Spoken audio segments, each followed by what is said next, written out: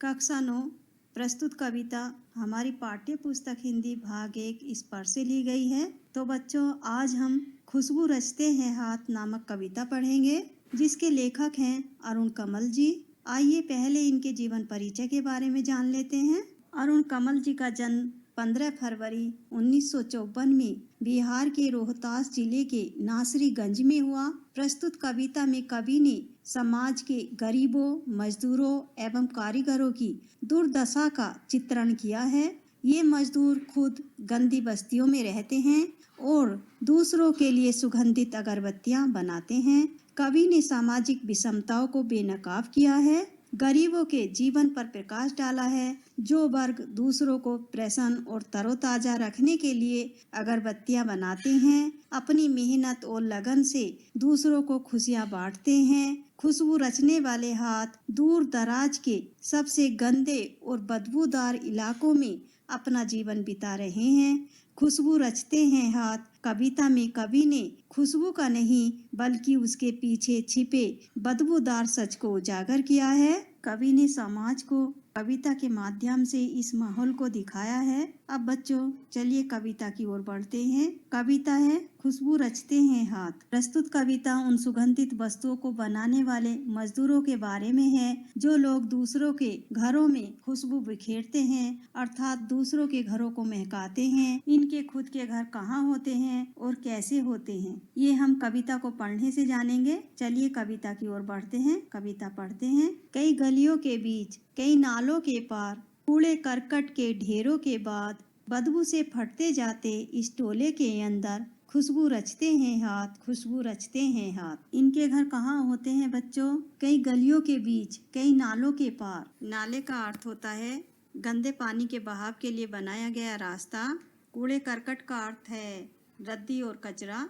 इनके घर होते हैं कई तंग गलियों के बीच, कई गंदे और बदबू से भरे हुए नालों के पार, कूड़े करकट के ढेरों के बाद, और जहाँ पर कूड़े करकट का ढेर लगा होता है, बदबू से फटते जाते इस टोले के अंदर। टोले कहते हैं छोटी बस्ती को, जहाँ पर बदबू के मारे नाक फटने को रहती है। गंदी और बदबूदार छोटी बस्ती में इन लोगों के घर होते हैं। खुशबू रचते हैं हाथ, खुशबू रचते हैं हाथ। कवि कहते हैं कि खुशबू रचने वाले हाथ जो लोगों के घरों में खुशबू फैलाते हैं, वो खुद ऐसी छोटी गंदी बस्ती में रहते हैं जो दुर्गंध में होती है। उन्हीं मजदूरों के हाथ निरंतर खुशबू रचते रहते हैं। चलिए अगले पद्यांश की ओर बढ़ते हैं। उभरी नसों वाले हाथ, घिसे नाखूनों वाले हाथ, पीपल के पत्ते से नए नए हाथ, जूही की डाल से खुशबूदार हाथ, गंदे कटे पिटे हाथ, जख्म से फटे हुए हाथ,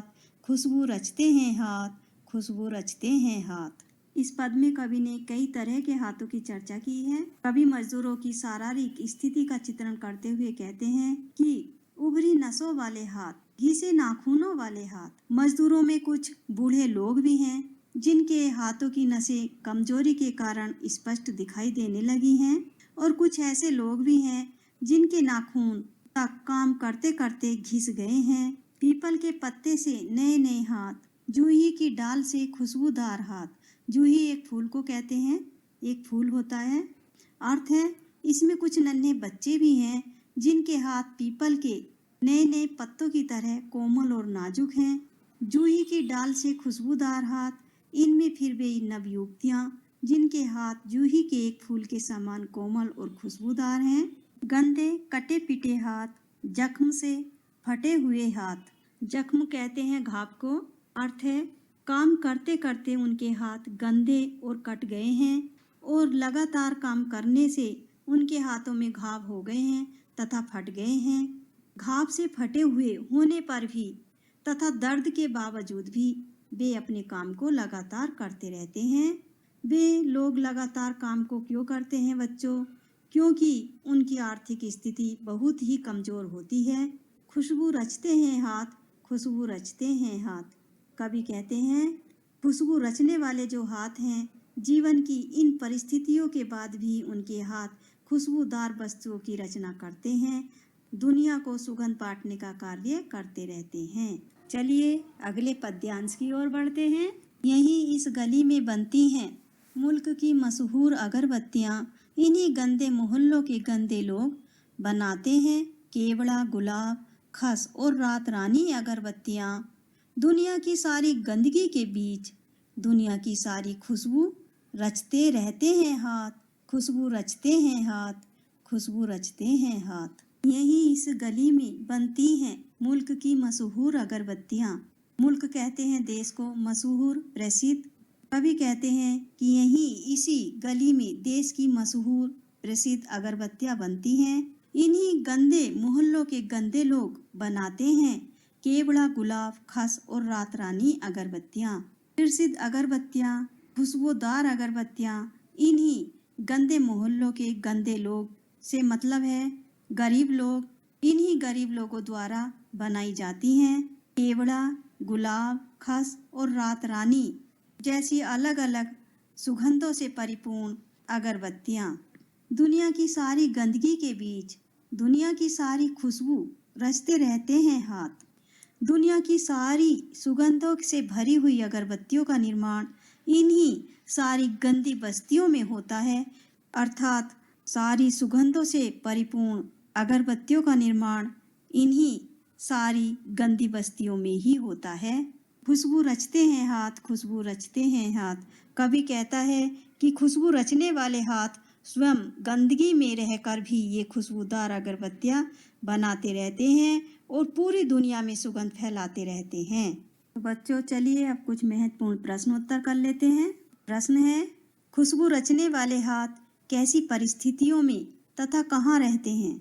उत्तर है, खुशबू रचने वाले हाथ गंदी बस्तियों में कूड़े करकट के ढेरों के बीच बदबूदार इलाकों में रहते हैं। प्रश्न है, कविता में कितने तरह के हाथों की चर्चा हुई है?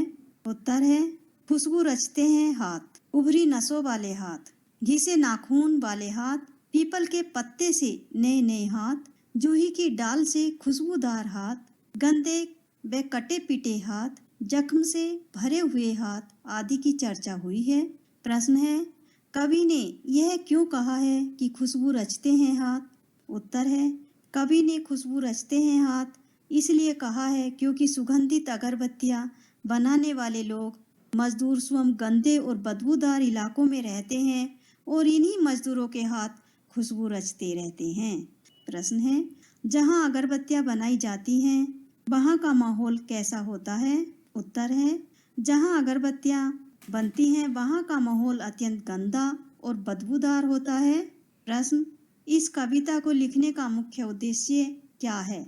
उत्तर है, कवि का इस कविता को लिखने का मुख्य उद्देश्य है कि दुनिया भर में अपनी बनाई अगरबत्तियों के माध्यम से सुगंध फैलाने वाले मजदूर वर्ग कितनी घोर गरीबी और गंदगी के बीच अपना जीवन बिता रहे हैं। कवि ने इस कविता के माध्यम से उस माहौल को दिखलाया है और जनता का ध्यान इस ओर दिलाया है। प्रश्न है, उभरी नसों वाले हाथ पंक्ति का क्या आशय है? उत्तर है, उभरी नसों वाले हाथ से कवि ने उन वृद्धों की ओर संकेत किया है जो अधिक उम्र में भी जीविका चलाने के लिए अगरबत्तियां बना रहे हैं। प्रश्न है, अगरबत्तियां कहाँ और कौन बनाता है? उत्तर है, अगरबत्तियां कूड़े करकट के ढेर व नाले के पास बसी हुई बस्तियों में रहने वाले मजदूरों द्वारा बनाई जाती हैं। अगरबत्तियों से हम अपने घर को महकाते हैं और अगरबत्तियाँ पूजा पाठ में हर दिन इस्तेमाल होती हैं। समाज जब सुगंधित अगरबत्तियों का उपयोग करता है तो वह कभी उन लोगों के विषय में नहीं सोचता जिनके हाथों ने इनकी रचना की है। इस कविता के माध्यम से कवि इसी विषमता की ओर संकेत करते हैं। इस कविता से हमें संदेश मिलता है कि हमें इस वर्ग के लोगों के लिए कुछ ऐसा प्रयास करना चाहिए कि इनको गंदगी और नरक जैसी बस्तियों में ना रहना पड़े। All the very best. उम्मीद करती हूँ कि यह वीडियो आपको अच्छा लगा होगा।